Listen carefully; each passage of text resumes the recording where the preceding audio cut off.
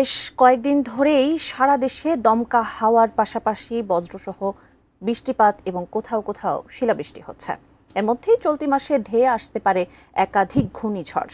সেই সঙ্গে চলতি মাসে শিলা ও বজ্রবৃষ্টি সহ তীব্র কালবৈশাখীও হওয়ার প্রবল শঙ্কা রয়েছে, এমন তথ্য জানিয়েছে আবহাওয়া অধিদপ্তর।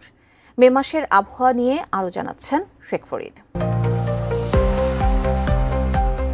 ঝোড়ো হাওয়া কিংবা কালবৈশাখী সাধারণত মে মাসে বেশি হয় বাংলাদেশে। এই মাস আবার দ্বিতীয় সর্বোচ্চ উষ্ণ মাস। আবার এই মাসে ঘূর্ণিঝড়ের প্রবণতাও রয়েছে। গত 2 বছরে 2টি বড় ঘূর্ণিঝড় হয়েছে মে মাসে। এমন পরিস্থিতির মধ্যেই আবহাওয়া অধিদপ্তর জানিয়েছে চলতি মে মাসে ধেয়ে আসতে পারে একাধিক ঘূর্ণিঝড়। সেই সঙ্গে থাকতে পারে কয়েক দফায় তাপপ্রবাহ। এর মধ্যে 2 থেকে 1টি তীব্র হওয়ার শঙ্কাও রয়েছে।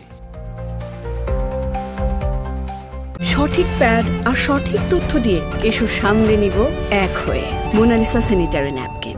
মে মাসের দীর্ঘমেয়াদী আবহাওয়ার এক পূর্বাভাসে এমন তথ্য জানানো হয়। সংস্থাটি জানিয়েছে মে মাসে দেশ জুড়ে স্বাভাবিক বৃষ্টিপাতের সম্ভাবনা রয়েছে। এছাড়া চলতি মাসে বঙ্গোপসাগরে 1 থেকে 3টি লঘুচাপ সৃষ্টি হতে পারে। এর মধ্যে 1 থেকে 2টি নিম্নচাপ ঘূর্ণিঝড়ে রূপ নিতে পারে। কালবৈশাখী ঝড় নিয়ে বিজ্ঞপ্তিতে বলা হয়েছে চলতি মাসে সারা দেশে 2 থেকে 3 দিন বজ্র ও শিলাবৃষ্টি সহ তীব্র কালবৈশাখী ঝড় বয়ে যেতে পারে।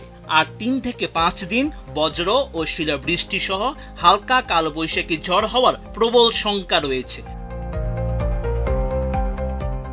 তীব্র তাপ প্রবাহ নিয়ে সংস্থাটি জানিয়েছে এ সময় দেশের কোথাও কোথাও 1 থেকে 3টি মৃদু ও মাঝারি তাপ প্রবাহ বয়ে যেতে পারে। আর 1 থেকে 2টি তীব্র তাপ প্রবাহ হওয়ার শঙ্কা রয়েছে।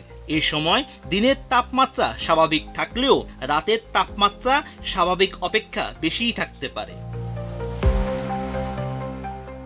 আবহাওয়া অধিদপ্তর আরও জানিয়েছে মে মাসে দেশের প্রধান নদ নদী সমূহে স্বাভাবিক প্রবাহ বিরাজমান থাকতে পারে। তবে বিচ্ছিন্ন ভারী বৃষ্টিপাতের ফলে দেশের উত্তরাঞ্চল, উত্তর পূর্বাঞ্চল ও দক্ষিণাঞ্চলের নদীসমূহের পানি সমতলে সময় বিশেষে বাড়তে পারে।